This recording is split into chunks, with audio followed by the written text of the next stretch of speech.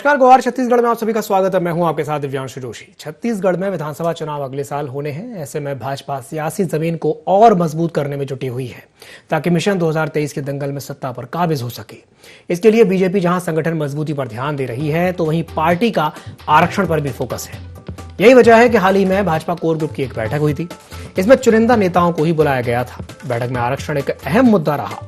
इस दौरान बीजेपी ने चुनाव को देखते हुए एक रोड मैप तैयार किया है जिसमें पार्टी अब आरक्षण को लेकर के सड़क पर आंदोलन करेगी। इसके तहत भाजपा बस्तर और दुर्ग संभाग में चक्का जाम भी करेगी, जबकि आंदोलन की अगली कड़ी में महिला मोर्चा शराबबंदी को लेकर सड़क पर भूपेश सरकार की घेराबंदी करेगा।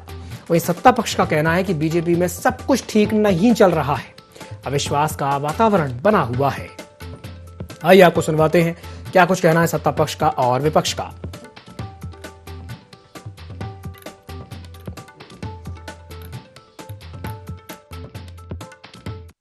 मुझे पता चला बहुत सारे नेताओं को बुलाया ही नहीं गया था,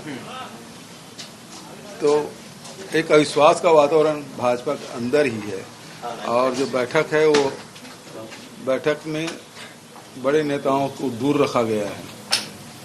तो इससे स्पष्ट है कि भारतीय जनता पार्टी के अंदर प्रदेश में कुछ ठीक ठाक नहीं चल रहा है। बार बार प्रभारी बदले हैं, बदलने के बाद फिर नए गोपनीय ढंग से बैठक की गई है, तो इससे बहुत सारे संदेहों को जन्म देता है। फिर चिंता क्यों कर रहे हैं? ये बैठक हो रहा है रणनीति के लिए, कार्य योजना के लिए, उसके क्रियान्वयन के लिए, और इसका रिजल्ट आएगा और अगली भारतीय जनता पार्टी की पूर्ण बहुमत के साथ सरकार बनाने के लिए एक आधार बन जाएगा। तो बीजेपी सियासी जमीन को और मजबूत करने में लगी हुई है, तो वहीं कांग्रेस भी हमला करने में पीछे नहीं है। आज इसी विषय पर हम चर्चा करेंगे और चर्चा करने के लिए हमारे साथ 3 खास मेहमान जुड़ रहे हैं। चर्चा में हमारे साथ अभय नारायण राय जी जुड़ रहे हैं जो कि कांग्रेस प्रवक्ता हैं। साथ ही साथ हमारे साथ लक्ष्मी वर्मा जुड़ रही हैं जो कि बीजेपी नेता हैं, और हमारे साथ जुड़ रहे हैं लखन चौधरी जी जो कि राजनीतिक विश्लेषक हैं। आप तीनों मेहमानों का बहुत बहुत स्वागत है IND24 में। सबसे पहले मैं शुरुआत करना चाहूंगा लक्ष्मी वर्मा जी से। लक्ष्मी जी, सीएम भूपेश बघेल कह रहे हैं कि बीजेपी में सब कुछ ठीक नहीं चल रहा है, ऑल इज नॉट वेल, अविश्वास का वातावरण है, वो ऐसा कह रहे हैं, क्या कहेंगे इस पर? देखिए, कांग्रेस पार्टी को अपने अंदर झांक के देखना चाहिए कि उनके यहाँ क्या स्थिति है। भारतीय जनता पार्टी जो है वो निश्चित रूप से पार्टी जो है संगठनात्मक रूप से बहुत मजबूत है और उनके कार्यकर्ता सब एक साथ खड़े हैं। कांग्रेस जो है जिस ढंग से अभी बैठक को लेके लगातार मुख्यमंत्री जी का बयान आ रहा है, उनके और भी जो प्रतिनिधि उनका बयान आ रहा है, तो मुझे लगता है कहीं ना कहीं इस बैठक को लेके जो कांग्रेस पार्टी है उसमें हताशा और चिंता है। वो अपनी पार्टी को संभालना छोड़ के पूरे देश में क्या वातावरण है वो कांग्रेस की जनता से छुपी नहीं है। आज देख लीजिए, आप राजस्थान की स्थिति देख लीजिए, पूरे देश में ये कहां पहुंच गए हैं। और स्वयं भूपेश बघेल जी यहाँ पे उनके साथ के उनके कद्दावर मंत्री जी है, पंचायत मंत्री जी, स्वास्थ्य मंत्री जी टी.एस. सिंहदेव जी, उन्होंने उनके ऊपर सीधा आरोप लगाते हुए पंचायत विभाग से इस्तीफा दे दिया। तो इस संबंध में बताना चाहिए कांग्रेस को कि क्या है, क्या वो उनके पार्टी में अंदर क्या गुटबाजी चल रही, नीति पर चल रही है। उनके पूरे विधायक दिल्ली दौड़ लगा रहे थे, तो ये अपने यहाँ की गुटबाजी को देखें और दूसरों के घर में ताक झाक जो करना है वो बंद करे। मेरा ये कहना है। हमारे बीच में जी चलिए, ठीक है। चलिए अभय नारायण जी से मैं प्रतिक्रिया ले लेता हूं। अभय नारायण जी, क्या कहेंगे लक्ष्मी जी की बात पर? देखिए, हमारी बहन भारतीय जनता पार्टी की प्रवक्ता लक्ष्मी वर्मा जी वही कहेंगी जो उनको कहना है। लक्ष्मी वर्मा जी से ज्यादा अच्छा भारतीय जनता पार्टी को मैं, आप या छत्तीसगढ़ की जनता नहीं जानती है। लक्ष्मी वर्मा जी को पता है कि बिना चेहरा, बिना मुद्दा और बिना नेता की कोई पार्टी 2023 के विधानसभा में उतरने का प्रयास कर रही है जी।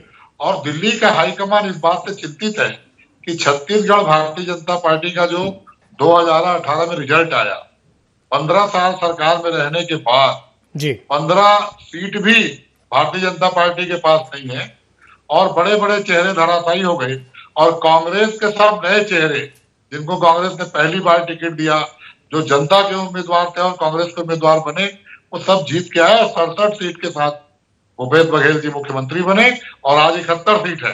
इन जी। 4 सालों में 4 सीट हमारी और बढ़ गई। जहां तक मुख्यमंत्री जी के टिप्पणी का सवाल है, मुख्यमंत्री जी ने वही कहा है जो भारतीय जनता पार्टी में हो रहा है। कभी आप बस्तर, कभी आप धमतरी, कभी आप आरएसएस की बैठक, 3 दिन तक कोई बाहर नहीं आएगा, 3 दिन तक कोई फोन नहीं ले जाएगा। तो आखिर ये गोपनीय बैठकों का दौर भारतीय जनता पार्टी में क्यों चल रहा है? इसलिए चल रहा है कि सब कुछ ठीक नहीं है। अगर सब कुछ ठीक होता तो आप जनता के बीच जाते। मुख्यमंत्री जनता के बीच जा रहे हैं, कांग्रेस पदयात्रा के साथ जनता के बीच जा रही है और भारतीय जनता पार्टी अभी नेता और मुद्दा खोज रही है। चलिए, भारतीय जनता पार्टी मुद्दा विहीन है। भूपेश बघेल की सरकार में एक भी मुद्दा उन्होंने नहीं छोड़ा है जिसपे भारतीय जनता पार्टी उंगली उठा सके। चाहे किसी भी विषय की बात हो, किसान की, मजदूर की, महिला की, कुपोषण से मुक्त करने की, चाहे नौजवानों को रोजगार देने की, मुद्दा विहीन भाजपा है। और मैं राजनीतिक दल होने के नाते ये भी कहता हूं कि विपक्षी पार्टी भारतीय जनता पार्टी को हक है अपनी बैठक करे, लेकिन जब नेताओं को नहीं बुलाया जाता, जब 15-15 साल के मंत्रियों को नहीं बुलाया जाता, जब पूर्व मुख्यमंत्री से सलाह नहीं की जाती, तो बात तो उठेगी और जब बात उठेगी तो उसकी चर्चा होगी और चर्चा होगी तो टिप्पणी भी होगी। बात निकलेगी तो दूर तलक जाएगी। बिल्कुल सही कहा आपने अभय नारायण जी। चलिए मैं लखन जी से प्रतिक्रिया ले लेता हूं। लखन जी, जिस ढंग से, जिस तरीके से जो बैठक हुई है, कहीं ना कहीं कांग्रेस को बोलने का मौका मिल गया और कांग्रेस इसको लगातार इस पर बोल भी रही है। आप इसे कैसे देखते हैं और क्या कहेंगे इस पर? देखिए, बैठकें करना तो भाजपा का अधिकार है भाई, वो गुप्त तरीके से करे या किसी भी तरीके से करे, सत्ता में वापसी के लिए भाजपा लगी हुई है, ये सब जानते हैं। और जब से अरुण साव जी बने हैं तब से ये भी कहा जा रहा है कि करीब 28-30 इस तरह की गुप्त बैठकें जो है अरुण साव जी कर चुके हैं, ये खबर है। तो निश्चित रूप से अरुण साव जी लगे हुए हैं, अपनी भी प्रासंगिकता सिद्ध करने में लगे हैं और साथ ही साथ पार्टी को किस तरह से रिवाइवल करें, सीट बढ़ाएं, उसके लिए लगे हैं। तो वो स्वाभाविक बात है। कल जो है सोशल मीडिया में दिव्यांशु जी ये खबरें भी छपी थी एक तरफ कि भूपेश बघेल जी जो कह रहे हैं उस बात में कुछ दम तो था, क्योंकि कल सोशल मीडिया में खूब ये छपा है कि भाजपा के नेता धमतरी में गंगरेल डैम में जिस तरह से वोटिंग कर रहे थे उसको लेकर भी कई लोगों ने व्यंग्यात्मक रूप से भी कहा है। और सोशल मीडिया में खूब ये चला है कि भाजपा के नेता गंगरेल डैम में जो है वोटिंग कर रहे हैं और जो है कोई खास काम कुछ नहीं हो रहा है और कार्यकर्ताओं की उपेक्षा कर रहे हैं, ये बात भी सामने आई थी। और कार्यकर्ताओं की खासी नाराजगी देखने की बात भाजपा के लोग कर रहे थे। ताज्जुब की बात आपको बताऊं कि भाजपा के लोग किए हैं कल दिन भर। ये मामला तो है, लेकिन दूसरी तरफ ये भी सच्चाई है, इस बात से भी हम इनकार नहीं कर सकते कि भाजपा को 3 बड़ा मुद्दा इस समय मिल गया है कांग्रेस के विरुद्ध में, जिसमें पहला है, जैसा कि आपने भी बताया, कि आरक्षण का मुद्दा जी, दूसरा है शराबबंदी का मुद्दा और तीसरा टीएस बाबा का मुद्दा। तो ये 3 बड़े मुद्दे भी भाजपा के पास है, जिसको लेकर कांग्रेस को भाजपा आने वाले दिनों में कटघरे में खड़े करेगी जी। और ताज्जुब की बात देखिए दिव्यांशु जी की तीनों मुद्दे भाजपा जो उठा रही है वो कांग्रेस इसमें घिरती दिख रही है। इसलिए क्योंकि आरक्षण के मुद्दे पर भी जो है कांग्रेस ने जिस तरह से उसको 72% किया था, आरक्षण को बढ़ाया था, उसमें भी जो है उसकी वजह से हाई कोर्ट में ये आरक्षण का मुद्दा बढ़ा, ऐसा कहा जाता है, जिसमें इन्होंने कुणाल शुक्ला के माध्यम से जो है इस मामले को तूल दिया था और उसी कारण जो है ये कोर्ट ने संज्ञान लिया और आखिर में अगस्त में डिसीजन आया। दूसरा, शराबबंदी का मुद्दा पिछले चुनाव में जोर शोर से उठाया था और इसी शराबबंदी को लेकर सत्ता में आई थी, ये भी कहा जाता है। और तीसरा मुद्दा, बाबा को जिस तरह से पिछले कुछ महीनों से हाशिए पर किया गया है, ये भी एक बड़ा मुद्दा बनने वाला है और भाजपा इसको बनाएगी। और बाबा की भी चुप्पी कई राजनीतिक गलियारों में और साथ ही साथ बौद्धिक वर्ग में और आम जन में भी ये चर्चा का विषय है कि किस तरह से बाबा को किनारे किया गया है। इससे कांग्रेस को आने वाले समय में क्या नुकसान होगा, कितना फायदा होगा, ये भी देखने वाली बात है। तो कुल मिला के भाजपा के पास मुद्दे तो है कांग्रेस के विरुद्ध में। जी जी, चलिए ठीक है। तो लखन जी का कहना यह है कि बीजेपी पूरी तरह से मुद्दा विहीन नहीं है, बीजेपी पास कुछ मुद्दे हैं, जैसे कि उन्होंने बताया कि आरक्षण का मुद्दा है, दूसरा शराबबंदी का मुद्दा है और तीसरा जो मुद्दा है वो है टीएस बाबा का। चलिए मैं लक्ष्मी जी से एक सवाल कर लेता हूं। लक्ष्मी जी, कांग्रेस बार बार ये बात को कह रही है कि ये जो बैठक हुई है ये गोपनीय, पहली बात तो गोपनीय ढंग से हुई है, दूसरी बात ये कि इस बैठक में कई ऐसे सीनियर लीडर्स थे जिनको नहीं बुलाया गया, जिन्हें नहीं शामिल किया गया। तो क्या कारण है? अब इस तरह की जब बातें सामने आती हैं तो कहीं ना कहीं ये इशारा करती हैं कि सब कुछ ठीक नहीं चल रहा है पार्टी में, इसलिए ऐसा कुछ हो रहा है। क्या कहेंगे इस पर? अगर हम बैठ के यहाँ चर्चा कर रहे हैं उस बैठक के संबंध में, तो बैठक गोपनीय कैसे है? आज बैठक के देखिए कुछ नीति होते हैं, कुछ नीति निर्धारण पार्टी करती है, और जो निर्णय एक कोर ग्रुप के मेंबर थे और भी उसमें वरिष्ठ जनों को शामिल किया गया है, और वो सारे लोग बैठ के, चूंकि भारतीय जनता पार्टी राजनीतिक पार्टी है और राजनीतिक पार्टी जो है आने वाले समय में 2023 में चुनाव में जाना है, और उस चुनाव को लेके निश्चित रूप से भारतीय जनता पार्टी बहुत संजीदगी के साथ में जनहित के मुद्दों को, जिसने कांग्रेस के सरकार ने वादा किया और 36 वादे इन्होंने किए गंगाजल को हाथ में लेके, और आज ये एक भी वादा जो है पूरा नहीं कर पाए हैं। आज ये बड़ी बड़ी बातें तो कर रहे थे अभी हमारे अभय भाई जी, लेकिन चलिए आप देखिए विकास क्या है। आज गांव में सड़कों की स्थिति कैसी हो गई है, शहरों में सड़कों की स्थिति क्या है, पूरे 1.5-2 फीट के गड्ढे हैं। आप महिलाओं को वादा किए आपकी हम शराबबंदी करेंगे, महिला बहनों ने विश्वास करके आपको वोट दिया और आपने उनसे वादा खिलाफी किया। आज 4 साल तक आप कमेटी करके महिलाओं को गुमराह नहीं कर सकते अभय जी। उसी तरह से आज अनेक मुद्दे, चाहे हम अनुसूचित जनजाति की बात करें, तो आप हर तरह से आप सारे लोगों को ऐसे घुमा रहे हैं। आपकी छत्तीसगढ़ के लोग इतने भोले भाले नहीं है, आज वो समझ गए हैं कि आपकी कथनी और करनी जो है दोनों में अंतर है। आज आप गरीबों का जो आवास है उसको तो दे नहीं पाए। सेंट्रल की जो बजट आई थी वो वापस चले गई, इसका क्या जवाब है अभय जी आपके पास? 3 साल में आज 4था साल ये कंप्लीट होने आ गया, आपने एक भी आवास कंप्लीट नहीं किया है। उसी तरह आज मैं इस चैनल के माध्यम से कहना चाह रही हूं कि जो भी सेंट्रल पोषित जो योजनाएं हैं वही योजनाएं आप चला पा रहे हैं यहाँ पे, और कोई भी काम, एक सड़क को रिपेयरिंग नहीं कर पा रहे हैं अपने बजट से आप, और जितने भी अनटाइड फंड है सारी स्कीम बंद कर दिए। लेबर डिपार्ट के जो स्कीम चल रही थी वो सारी स्कीम बंद कर दिए हैं, और आप किस विकास की बात कर रहे हैं?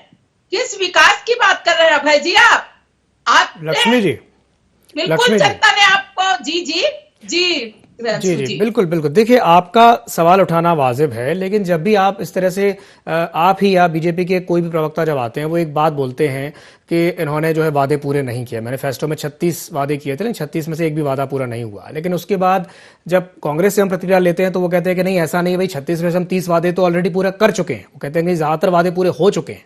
क्या कहेंगे इस पर?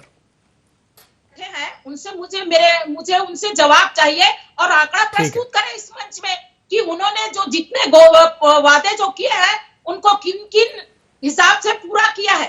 आपने जो वादा किया है उसको आंकड़े प्रस्तुत करना चाहिए आपके इस मीडिया में। चलिए ठीक है, मैं प्रतिक्रिया ले लेता हूं अभय नारायण जी से। अभय नारायण जी, तो अभय नारायण जी से हम प्रतिक्रिया चाहेंगे, लेकिन उससे पहले मैं एक सवाल लखन चौधरी जी से भी कर लेता हूं। मैं प्रतिक्रिया लूंगा अभय नारायण जी से। लखन जी से मैं एक सवाल कर लेता हूं। लखन जी, बात यह भी है कि बीजेपी अब आने वाले साल में, बीजेपी का जो महिला मोर्चा है वो शराबबंदी को एक बड़ा मुद्दा बनाने का चल रहा है कि एक बड़ा मुद्दा इसको लेकर के आएगा, और खासकर के जो आरक्षण है, आरक्षण पर बीजेपी का विशेष फोकस है। एक तरफ हम देखते हैं कि बीजेपी लगातार इन मुद्दों को लेकर के जनता के बीच में जा रही है, लेकिन दूसरी तरफ यह भी देखने में आता है कि जमीनी स्तर पर बीजेपी की जो स्थिति है वो कोई बहुत अच्छी नहीं है और समय बहुत कम बचा है। तो आपको क्या लगता है कि क्या वाकई में जनता तक बीजेपी अपनी बात पहुंचा पाएगी ऐसी स्थिति में? लखन जी, देखिए आपकी बात से मैं सहमत हूं कि ठीक है कि इस समय छत्तीसगढ़ में बीजेपी की स्थिति उतनी अच्छी नहीं है जितनी अच्छी होनी चाहिए। 15 साल सत्ता में रहने के बाद जिस तरह से एक तरह से बिखराव का दौर आया और गुटबाजियां बढ़ी, और जिसकी वजह से लगातार भूपेश बघेल जो है हावी होते गए भाजपा पर, तो ये एक मसला है, इसमें कहीं कोई दो राय नहीं है। लेकिन ये भी साफ है कि भाजपा का केंद्रीय नेतृत्व जिस तरह से मजबूत है और लगातार पिछले 1.5-2 साल से जिस तरह से केंद्रीय मंत्रियों का, केंद्रीय जो संगठन है उसका दौरा, आरएसएस का जिस तरह से दौरा चल रहा है, सक्रियता इनकी जिस तरह से बढ़ी है, चाहे वो बस्तर की बात हो, चाहे सरगुजा की बात हो, चाहे राजधानी और मैदानी क्षेत्रों की बात है, तो भाजपा को कमतर आंकना या अंडर एस्टिमेट करना कांग्रेस के लिए बहुत भारी पड़ सकता है। जैसा कि अभी मैं बड़ा 3 मुद्दा बताया, उसके अलावा भी नशाखोरी, अपराध और ये जो सड़कों की हालत और ये सब बहुत सारे एंटी इनकम्बेंसी हम लोग जिसको कहते हैं सत्ता विरोधी लहरें तो रहती ही है और हैं ही।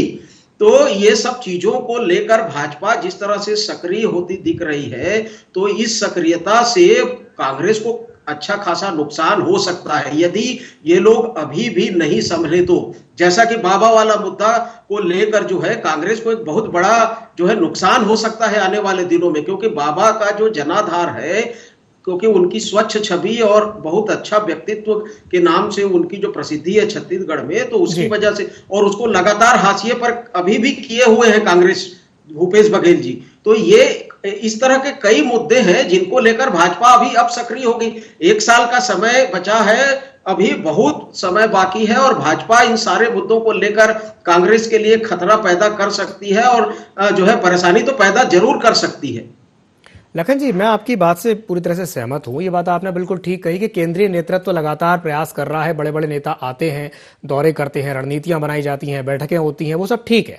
लेकिन हम दूसरी तरफ ये भी तो आप देखिए कि मुख्यमंत्री भूपेश बघेल लगातार भेंट मुलाकात कार्यक्रम कर रहे हैं। अभी छत्तीसगढ़िया ओलंपिक की शुरुआत हुई जिसमें युवाओं को खासतौर पर युवाओं से मुख्यमंत्री भूपेश बघेल ने इंटरेक्शन किया, वो युवाओं के बीच गए और भेंट मुलाकात कार्यक्रम हमने देखा कि लगातार लंबे समय तक चला।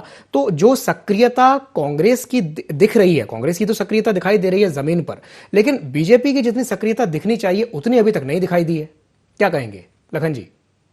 मैं सहमत हूं आपकी बात से। निश्चित रूप से भूपेश बघेल जी लगातार सक्रिय हैं, लेकिन देखिए कि बहुत से चीजें आप कितना भी सत्ता में रहें, एंटी इनकम्बेंसी जो होता है वो कहीं ना कहीं आपको चुनाव में दिखता ही है और उसके खामियाजा सत्ता को भुगतने ही पड़ते हैं। भले ही जो है ये सारी चीजें अभी छत्तीसगढ़िया ओलंपिक और तमाम चीजें, ग्रामीण अर्थव्यवस्था मजबूत है, किसानों का मामला है, अभी 2800 में धान खरीदी का मामला भी आ रहा है कि अगले सत्र में 2800 में धान, तमाम चीजें हैं, लेकिन कहीं न कहीं इन्हीं चीजों में भाजपा कमियां निकालेगी और भाजपा के लिए कमियां निकालना बहुत आसान है क्योंकि केंद्रीय नेतृत्व इनका इतना मजबूत है जिसके सामने ये कहीं नहीं टिकते। तो ये जो चीजें हैं ये, और दिक्कत ये है दिव्यांशु जी कि मैं हमेशा इस चीज को जो है चर्चा में हो रही है यहाँ पर छत्तीसगढ़ में कि भूपेश बघेल जी जिस तरह से बाबा को हाशिए पर रखकर जिस तरह अकेले एकला चलो चल रहे हैं, तो उसके कारण कांग्रेस को बहुत जो है नुकसान हो सकता है। तो इससे भी इनको संभलने की जरूरत है। हालांकि देखना है कि अभी 1 साल बचा हुआ है, उस 1 साल में किस तरह की रणनीति अपनाते हैं और बाबा जी अपना पत्ता नहीं खोल रहे हैं, शांत बैठे हुए हैं। तो ये भी एक बड़ी दिलचस्प कहानी है कि आने वाले दिनों में क्या होगा। लेकिन भाजपा को खोने के लिए कुछ नहीं है। मैं हमेशा ये कहता हूं भाजपा के पास खोने के लिए कुछ नहीं है। 14 सीट है, 15 सीट है, भाजपा की सीट तो बढ़नी ही है। बिल्कुल, जो भी खोना है कांग्रेस को ही खोना है, इसलिए कांग्रेस को ही संभल कर चलने की जरूरत है। बिल्कुल बिल्कुल, कांग्रेस को वाकई में संभल कर चलने की जरूरत है। चलिए मैं लक्ष्मी जी से एक सवाल कर लेता हूं। लक्ष्मी जी, मेरा आपसे सवाल यही रहेगा कि ये जिन मुद्दों की आपने अभी बात की, जैसे शराबबंदी और आरक्षण, आपका कहना है कि आरक्षण पर बीजेपी विशेष फोकस करेगी, ये पहले भी देखा गया है कि मुद्दों को लेकर के आप जनता के बीच में गए, लेकिन खैरागढ़ में हमने देखा कि किस तरीके से खैरागढ़ का जो उपचुनाव का जो नतीजा आया वो आपके फेवर में नहीं आया और कांग्रेस के प्रत्याशी हैं वो जीत करके आई। तो इस बार आपको क्या लगता है कि क्या जनता आपको आशीर्वाद देगी और इन मुद्दों को लेकर के जब आप जनता के बीच में जाएंगे तो क्या जनता आपकी बात पर भरोसा करेगी? लक्ष्मी जी, देखिए, विधानसभा का चुनाव हुआ और जिस बहुमत के साथ कांग्रेस यहाँ जीती और उसके 6 महीने बाद तुरंत लोकसभा चुनाव हुआ, तो जस्ट उल्टा रिजल्ट आया है। तो जनता जागरूक है। आप खैरागढ़ की बात कर रहे हैं, खैरागढ़ में मुख्यमंत्री जी ने जिले की घोषणा किया, मतलब ये ऐसा दिखाना चाह रहे हैं कि उनके जो कांग्रेस के अगर विधायक जीत के आते तब वो जिला बनेगा, अगर कांग्रेस के विधायक नहीं जीत के आते तो जिला नहीं बनेगा। तो ये सीधा सीधा चीटिंग है जनता के साथ में। ये जनता का विकास नहीं चाहते हैं, ये पार्टी को सत्ता में लाने के लिए धन, बल और शासन का दुरुपयोग किस तरह किया है वो जनता देख रही है। आज जनता जो है वो जागरूक है। कोई भी सरकार ये नहीं सोच सकती। निश्चित रूप से हमें विपक्ष में बैठाया है, हम उसको स्वीकार करते हैं, लेकिन विपक्ष की जो भूमिका है वो भी हम निभाएंगे। ये जनता से वादा करते हैं। आने वाले समय में जो इन्होंने जनता को झूठा वादा दिया, जनता से, महिला बहनों से झूठा वादा किया, आज रेडी टू ईट के माध्यम से ये महिला ही तहसील बताने वाली सरकार उनको पूरी तरह बेरोजगार कर दिया। ये कहते हैं कि हमारे यहाँ बेरोजगारी दर कम है, लेकिन 2 लाख लोग जो चपरासी भर्ती के लिए जाते हैं, 18 लाख जो है पंजीकृत आंकड़े हैं बेरोजगार के। तो ये सरकार की कथनी और करनी में बहुत अंतर है। जो कहती है वो करती नहीं है, और जो दिखाती है वो वास्तविकता नहीं है। तो इसको जनता जान चुकी है, और अब इन सारों मुद्दों को लेकर हम जनता के बीच में जाएंगे, इनकी हकीकत दिखाएंगे, और आने वाले 2023 में निश्चित रूप से भारतीय जनता पार्टी का कमल खिलेगा और हम जनहित में काम करेंगे।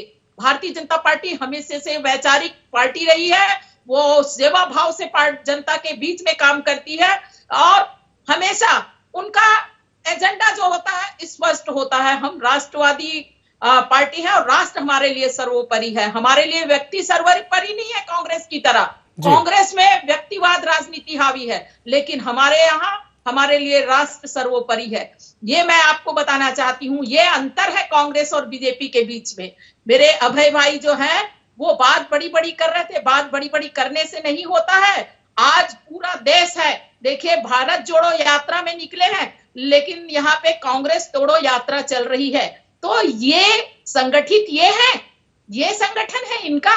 ये दूसरे के ऊपर बैठकों का आक्षेप लगा रहे हैं। निश्चित रूप से हमने बैठक किया, इसमें गोपनीयता वाली कोई बात नहीं है। आने वाले समय में जो चुनाव है उसके लिए नीति बनाना और नीति को लागू कर उसको जमीनी हकीकत पे ले जाना, ये दोनों काम हमारी पार्टी के जो वहां पे बैठक में तय हुआ है उसके हमारे कार्यकर्ता के बीच, हमारे पदाधिकारी के बीच आएगा। और आप मीडिया जो कि आज चौथा स्तंभ है जनता के, आपके बीच में भी आएगा, और हम मिलके उसको एक अच्छी दिशा में ले जाएंगे। ये मेरा अभय जी से कहना है।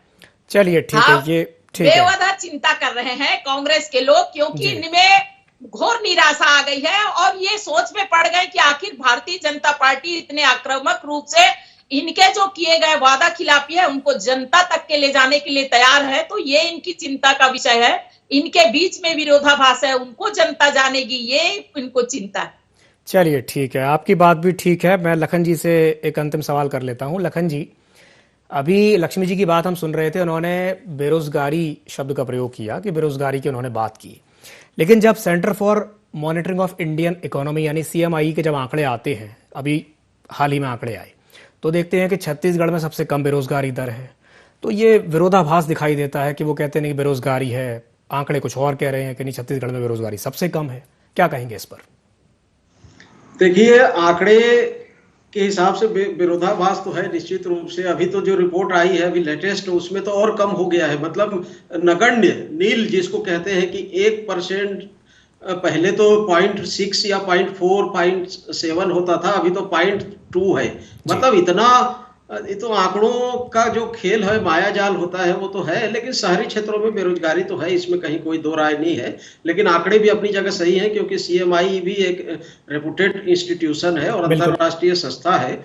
लेकिन मैं ये भी कहना चाहूंगा साथ में कि ये सारे मुद्दे जो लक्ष्मी जी अभी बोल रही थी वो उनमें सच्चाई है, और भाजपा आक्रामकता के साथ इन सारे मुद्दों को लेकर जनता के बीच में जा रही है। और जिस तरह से भाजपा का संगठन और RSS सक्रिय है, दिव्यांशु जी, मैं दावे से कह सकता हूं कि कांग्रेस को इससे सबक लेना चाहिए और चिंता करनी चाहिए, क्योंकि बहुत ही आक्रामक तरीके से और गोपनीय तरीके से और तमाम तरीके से, चाहे ऊपरी और बाहरी, अंदर जो भी आप कह लें उसको, भाजपा सक्रिय हो गई है, RSS सक्रिय हो गई है, इनका संगठन बहुत मजबूत है। तो कांग्रेस को इसकी चिंता करनी चाहिए, अन्यथा आने वाले दिनों में कांग्रेस को बहुत बड़े जो है नुकसान हो सकते हैं। बिल्कुल बिल्कुल, आपने सही कहा। कांग्रेस को नुकसान हो सकता है क्योंकि जिस तरीके से बीजेपी सक्रिय है, कहीं ना कहीं ये सक्रियता है, ये कांग्रेस के लिए मुश्किलें खड़ी कर सकती है। चलिए, आप दोनों मेहमानों को हमारे साथ जुड़ने के लिए बहुत बहुत धन्यवाद। तो आज इस विषय पर हमने चर्चा की है। बीजेपी लगातार जमीनी स्तर पर अपना जो संगठन है उसको मजबूत करने की कोशिश कर रही है, अपनी सियासी जमीन को मजबूत करने की कोशिशों में लगातार लगी हुई है। तो वहीं दूसरी ओर कांग्रेस लगातार पलटवार भी करती जा रही है और कांग्रेस का कहना यह है कि बीजेपी में सब कुछ ठीक नहीं है। अभी जो कोर ग्रुप की एक बैठक हुई है, उस बैठक को लेकर के ये देखने में आया कि बीजेपी के कई ऐसे जो बड़े नेता थे उसमें शामिल नहीं हुए, सिर्फ कोर ग्रुप के जो नेता थे उन्हीं वही उसमें शामिल हुए थे।